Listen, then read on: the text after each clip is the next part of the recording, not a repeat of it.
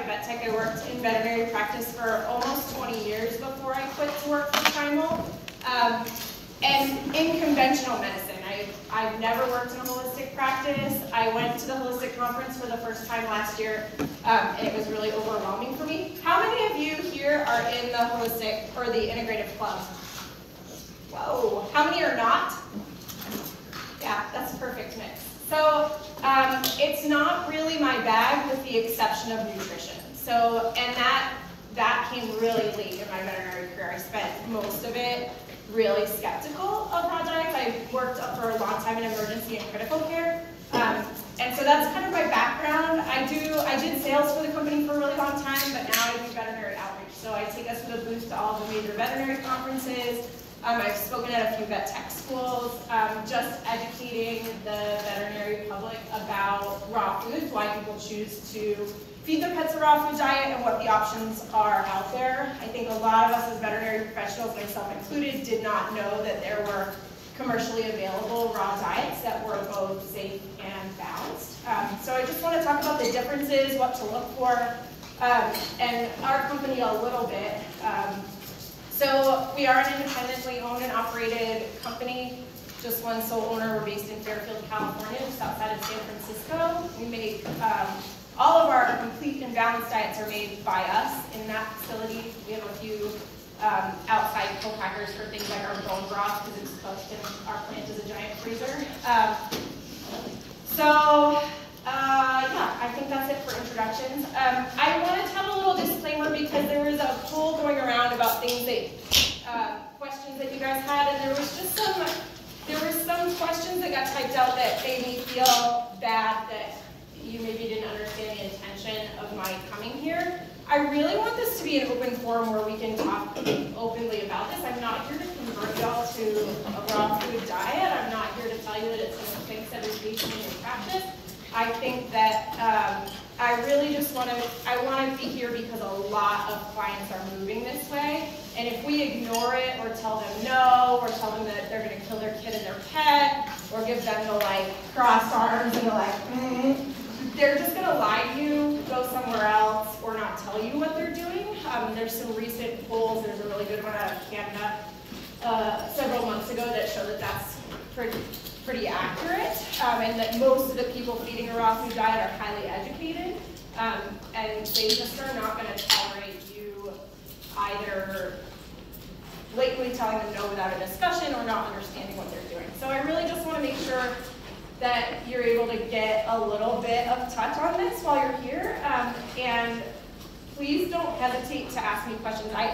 I love skeptic questions. I think it's the most fun thing to talk about, and it's really how I ended up here after all those years. So, why? Has anybody in this room ever, don't be shy, ever fed their pets raw food, including freeze-dried? Yeah. So, anyone brave enough to tell me why they haven't tried it for their pet? Haven't tried it. Go ahead. Because they don't have any animal-based tests. Animal-based tests. Oh, meaning you didn't feed it as a sole diet. I guess I really meant that's a good answer. So what you said is that there's no research to show that it is beneficial in any way. Agreed. I think that's an interesting problem that we have. I think there are some recent studies out there. So there was a decent one done by Freshpet, I think last year. I put the link of it here, and I can get some of these links to you guys afterwards so you can have access to them if you want. But there was a good one that compared extruded kibble food, gently cooked food, and raw food, and explored all kinds of blood values on the dogs as well as digestibility. And they looked at microbiota. That one was pretty decent. None of them are long enough, to your point. As far as I'm concerned, there's a few going on right now. I wish there was more research. I don't think that we're going to be able to have any research on it unless people like me show up here. I mean, like if you guys aren't doing the research, who's going to do it, right? So I think we should do some research, especially considering how fast this is growing. I'm missed my link on here. I tried to update this morning and it didn't upload to Dropbox yet. But yesterday, and I'll Google it really quick when we're done. Yesterday, Associated Press, ABC News had an article that 25,000 people sent me last night talking about how explosive the growth of fresh and raw food diets is in North America and how many people are moving to it. Anybody feel like they understand why? Like, why are people seeking out raw food or fresh food diets for their pets? Go ahead. Animals that have like chronic diseases where they're trying to use food as like a management tool. Sure, I agree. So she said chronic disease, so people using it as a last-ditch effort is how I ended up here. I literally last-ditch effort before I euthanized my EPI dog, and it saved him and changed my life about 10 years ago. I think you're right. I think that's what's pushed people to raw food for the last 15, 20 years, but I think the recent explosion of it in the last couple of years is a bit different. Anyone else? Go ahead. People just think it's more healthy for their animal. Yeah, why? Just like anything natural, people want to buy because they think it's more healthy. Right, human trends, right? So it's because if you're moving to, and I think from us, like in the scientific world, especially when we've been in academia for a really long time, we sometimes have the tendency to roll our eyes at it, but then if we like take a step outside of ourselves and realize like we do that too, right? Like if you have like a really fun bender of a weekend and you have like Budweiser and Coke and pizza all weekend, and then you're like, wow, I really need to hit the salads next week, right? Like we understand, we don't need peer-reviewed research to understand that it's good for you to eat a salad a couple times a week, right? Like that's not, for us it doesn't require research to realize that whole fresh foods are better than highly processed foods, right? So I think we need to take a deep breath and go outside ourselves and realize that that's part of what our clients are looking for, right? So they're looking for a fresh food diet because they understand that fresh food diets are beneficial for their own health, and they don't understand why that wouldn't be the case for their pet. Especially most of those, to your point, most of those people are going, a lot of those people are going to those fresh foods because of chronic illness. So they're dealing with maybe chronic ear infections or a skin issue or chronic GI tract issues or any kind of chronic disease. And we know that with humans, like if we go in, if it's like somebody who's, you know, maybe they're overweight, they're pre-diabetic, they go in, they've got eczema and allergies and all these problems, a good doctor will tell them, will get a diet. Like, what are you eating? Well, you're eating only fried chicken and breakfast cereal, and like, okay, let's change your diet, right? So why wouldn't these educated consumers who understand that for their own health want to suddenly move to that with their pets? So I think the next part of that is, okay, why raw, right? So why did we choose when we were making that fresh food diet for pets, why did we choose to make that diet a raw diet instead of a cooked diet? There's a lot of reasons for that. For our company started, Matt Koss, our owner, is a chef. He's not from the veterinary world at all. He spent his life as a chef. He's super passionate about food safety, which is how we got to that. We'll get to that in a bit. But his dog, he lived in San Francisco, and his dog Luna developed renal failure. And his regular veterinarian was like, sorry, like here's, there's not much you can do. And he went to a holistic, and he was in San Francisco, it was like the late 90s, early 2000s. He went to a holistic vet, and she recommended the BARF model diet for him. At the time, there really wasn't any commercially, there were a couple of commercially available foods out there, but they were not readily available. And because he was a chef, it made sense to him. She gave him some recipe books, he did his own thing, he blended it up, and started feeding it. He understood what her perspective, right? This holistic vet was like, look, she's having a hard time breaking this highly processed food down. When she does, there's all these nitrogen byproducts. She's not able to filter them. Your kidneys are what filter all the excess water-soluble vitamins from that vitamin pack that's in the food. They're overworked. Also, it's really high in really difficult to digest protein, when it has tons of phosphorus. It's got the meat meals in it. So let's get her on a fresh food diet. I think it will help her symptomatically, not to mention the moisture. He was like, makes sense to me. Made his own diet. Luna's quality of life improved dramatically. It changed his life. Literally, like I think like a year later, he started making it for family and friends, and a year later he quit his job and started making that in San Francisco. That was in 2001.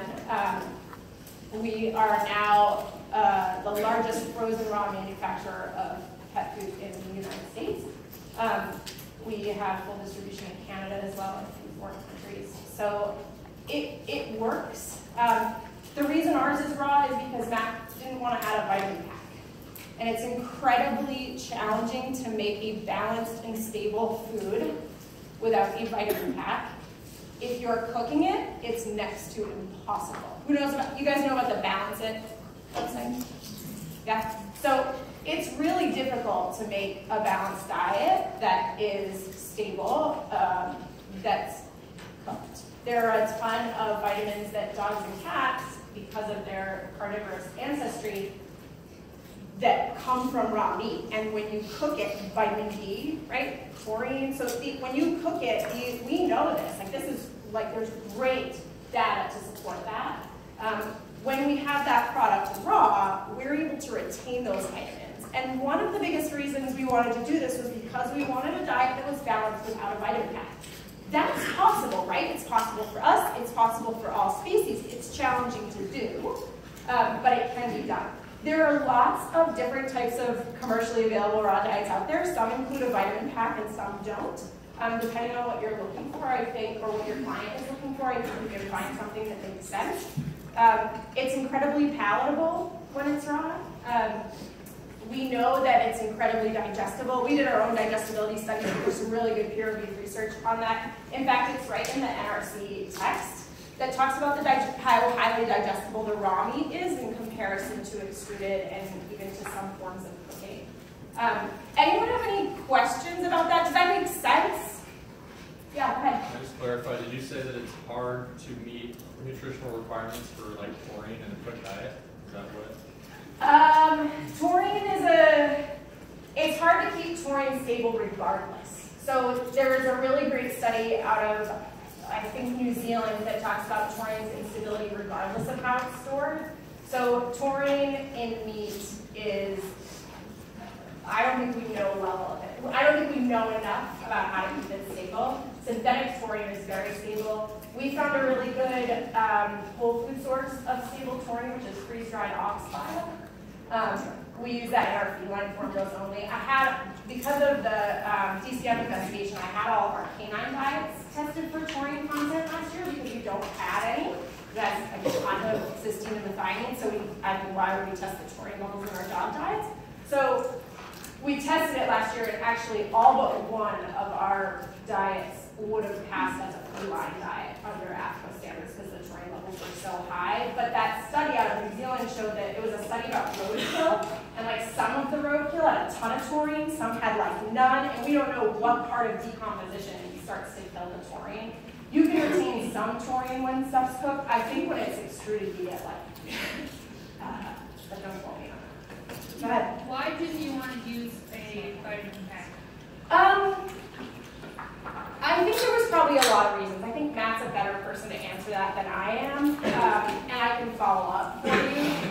I'm pretty sure initially the reason he did it is because he wanted a whole food diet and he didn't want to, like some of that has to do with misconceptions, right? Like I remember when I was still working in the clinic, like people would come in and be like, they think they're fillers, right? They don't understand the jargon after the ingredients they can understand. The label, like ingredient list looks like this, but most of it's just a one-a-day.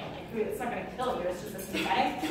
There's pretty good studies that show that some of those synthetic vitamins are not as readily, they're all readily absorbable, but some of them don't fit in those receptors as well as a food-derived vitamin does, and so they won't bind, and so they put a lot more than your body actually needs. And most of them are water-soluble, which means the kidney has to filter them out. And Matt's whole intention of creating these diets initially was for his renal failure dog, and so I think anything that could take the load off for kidneys was what he wanted to do. So I think that's an okay answer, but let me follow up for you. I think for us it's really about creating a whole foods diet. And think what you want about that. I thought it was pretty special. The dog that I put on this food for his EPI had a renal issue, or he had pre-renal. He had his values increasing for a couple of years, and after I switched him to primal, they went back below, like within normal limits and stayed that way for his entire, until he died of his heart disease many years later. So it works. Low moisture, easily digestible, not tons of nitrogen. It works, right? The calcium phosphorus levels are balanced. It makes a ton of sense. Any other questions? I kind of skipped over this, but I guess the other reason why raw canines and felines shorten digestive tract and lack of salivary amylase provide a perfect vehicle for digesting enzyme and moisture-rich, very low carbohydrate meals. A lot of my competitors and people in the raw food world use that statement as their excuse for not testing for pathogens. Anybody have experience of that? Have like someone who's a raw zealot give them the spiel about why dogs and cats can eat bad bacteria? Anyone know what I'm talking about? Okay. So that's what they're going to tell. We should talk about it because someone in your clinic is going to say this to you one day and you're going to be like, what kind of crazy are you talking about? So their spiel is like, look, my cat can eat a mouse, which is definitely loaded with lacto and whatever that mouse is eating, and he's fine. And they're right, potentially, right? I mean, sure, your cat can get something. You can't eat a raw mouse. I don't recommend that. You would definitely get sick. Why? What's the difference between our digestive tract and that of a cat? Go, someone, come on. What's the difference in our stomach size? If your cat was the same size as you, how big would the stomach be? Enormous. Remember the radiographs? It takes up like it's almost the entire length of their diaphragm. Their stomach is huge, right? They have gigantic acidic stomachs. They're not hunter-gatherers like us with tiny little stomachs. They take something down, they need to eat the whole thing because they don't know when the next meal's coming. Their stomachs are incredibly large and a little bit more acidic than ours are because the stomach's job is to break apart proteins and they should eat primarily a protein diet, right? So they break apart the proteins with acid and then it dumps into their intestine. If you're feeding a cat, who knows on average what the percentage of carbohydrate in a dry commercial cat food is? Why don't we know how much carbohydrates are in cat food? Because it's not on the label. Inappropriate. We're trying to change it after the meeting in a couple weeks. Anyone? No one knows how much carbohydrate is in cat food? The average is around 30%. So we're checking the protein, which is like what, like the 20s or 30s. Fat, it's mostly carbohydrate. It doesn't matter if it's grain in or grain free. There is the same amount of potatoes. There's still carbs. Yeah. So there's about 30% carbohydrate in there. What happens to that acidic stomach that's supposed to eat fully protein when we feed it something that's almost half carbohydrate? What happens to the proton pumps that put the acid in there? They downregulate and start to make less acid because they don't need it. So what those raw feeders are trying to tell you is, look, I feed my cat or dog a raw diet, and their stomach is more acidic, and they can kill more pathogens with their highly acidic GI tract. Okay, fine. I quasi-buy that because I realize that tigers don't regularly die of salmonella infections. Like, okay, fine, I get it. Now, do you think maybe the salmonella from the chicken thighs you pick up at Walmart is potentially different than the salmonella on a wild cardinal? Yeah. Definitely is. So I think that's a good starting point in education for that person. Like, look, I get it. You were partially right, but here's, like, let's make sure that we're not picking meats that potentially have extremely virulent or resistant pathogens or high amounts of pathogens, because, you know, that meat that's sitting on the grocery store shelf is intended to be cooked, which means the FDA and the USDA allow a really large amount of bacteria to be on that food before they recall it, right? It's allowed to have it because you're supposed to cook it. So that might not be the most appropriate thing to feed. Our standards for commercially available raw food are a zero tolerance policy. The reason you see recalls all the time is because we're not allowed to have any. So if they find any via PCR on our foods, it's pulled and recalled. That's because our food is sold raw to be consumed raw, which means it has the same standards as a head of lettuce at the grocery store. Okay? So different from purchasing raw meat that's commercially available at the grocery store. Questions? Digestive tract is the other reason they'll tell you that digestive tract length, and primarily what they mean by digestive tract length is speed.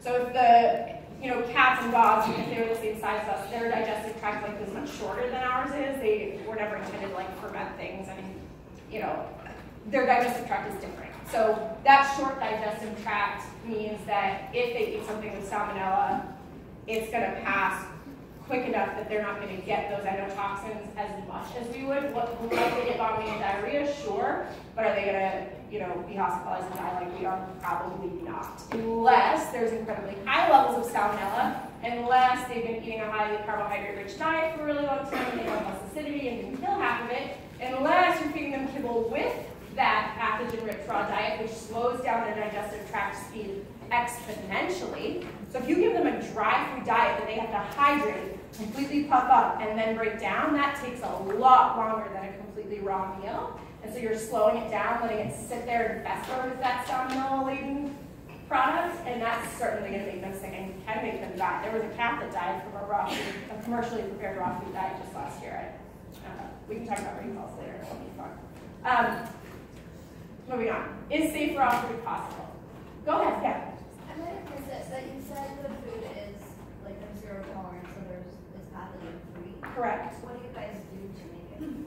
Next up. Okay. So, good question.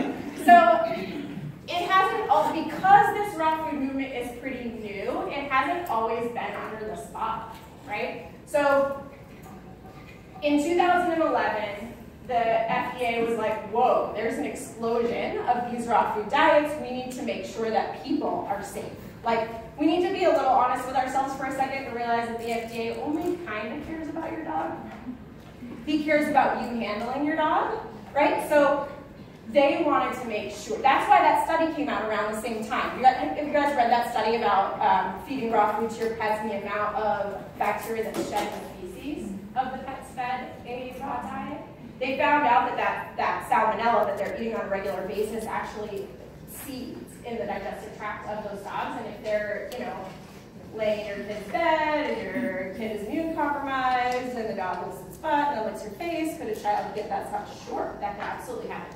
I don't think it's happened yet. That same company that killed a cat earlier this year, they did have a published case, I think earlier this year, of a child who got sick, didn't die, thank God, from the raw food that was fed to their commercially prepared raw food that was fed to their pet. It wasn't, they think that the contamination was because the child was feeding the pet, not because of contact from the pet itself. So I think hand washing is important. But regardless, Primal believes that we should follow the FDA's guidelines. There's lots of companies out there touting that same thing that I said your clients are going to, which is like, dogs and cats can have bacteria, it's good for them.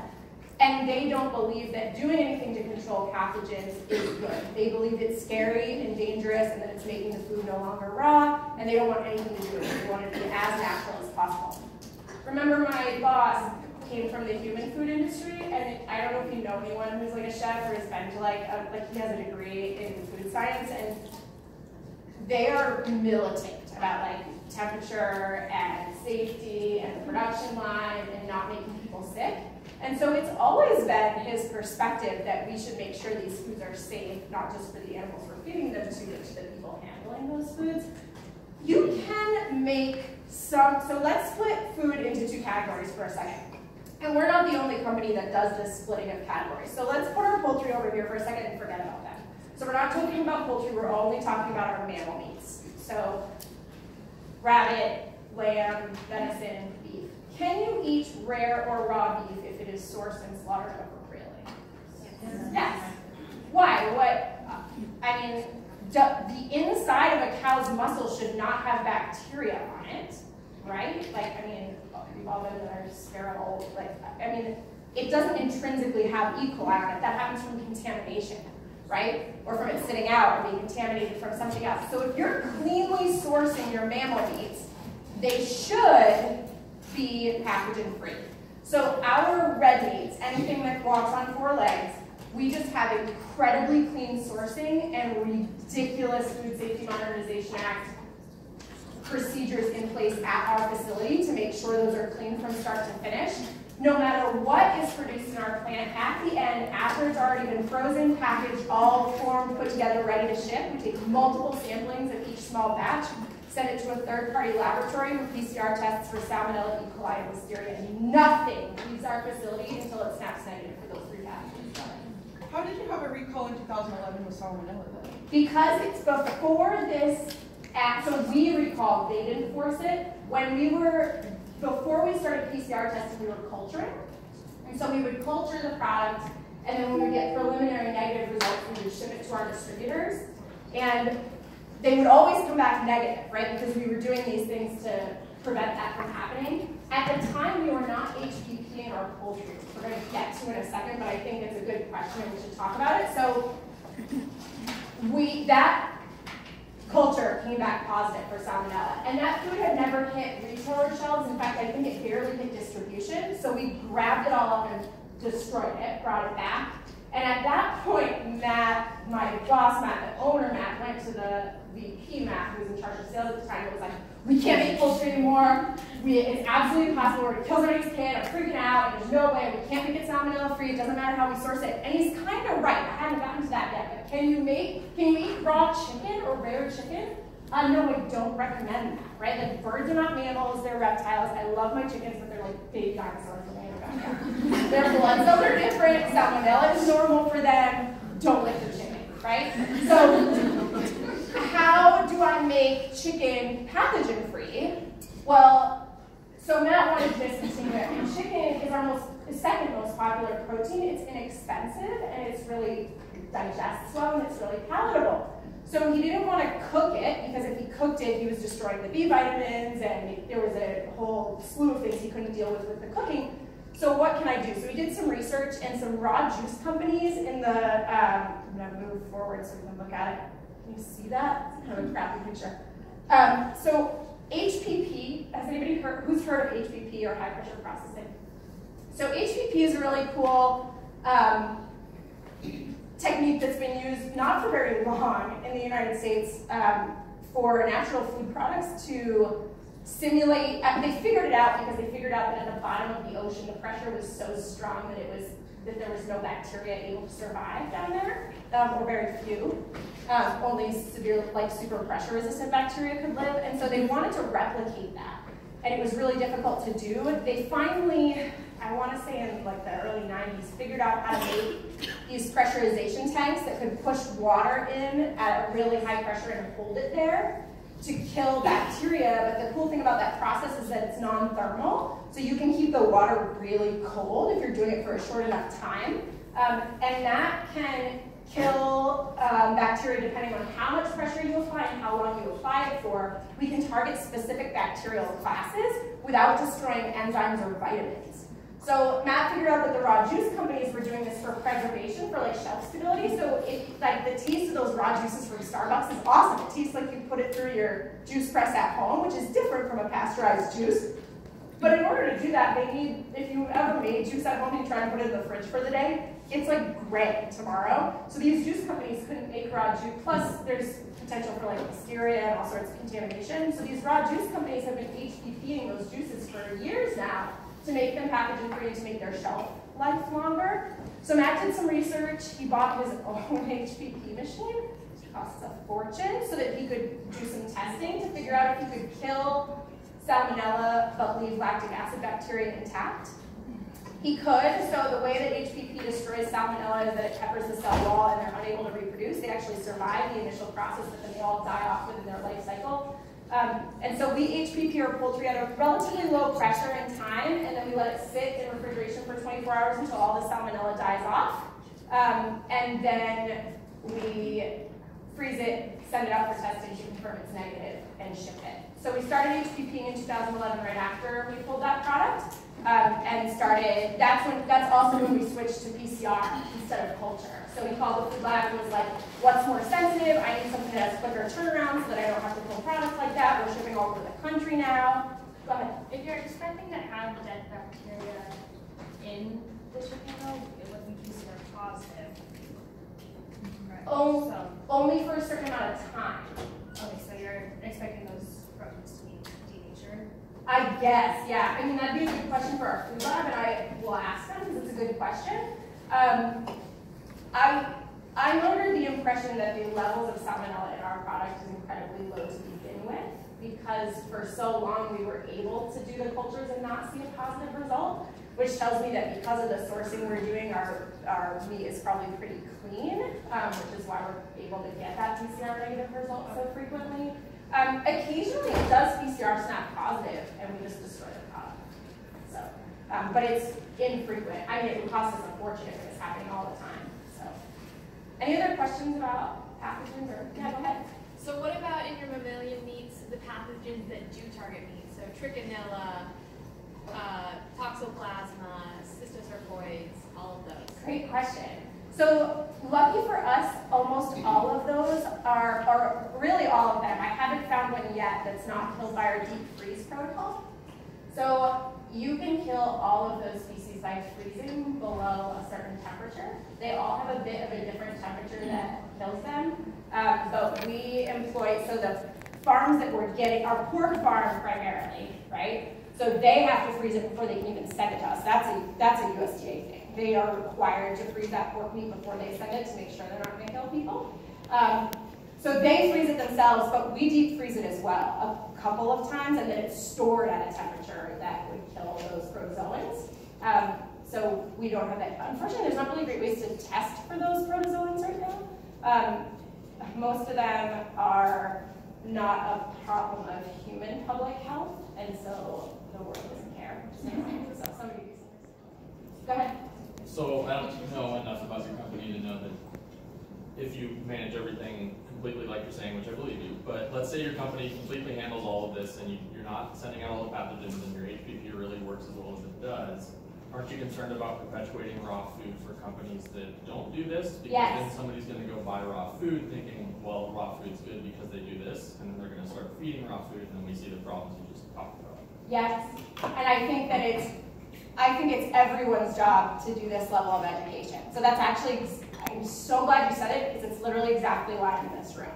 I think that they're going to do it no matter what. That is evident by the explosive growth. And if we don't start educating our clients and the public about how to do it safely and properly, we're going to have a problem.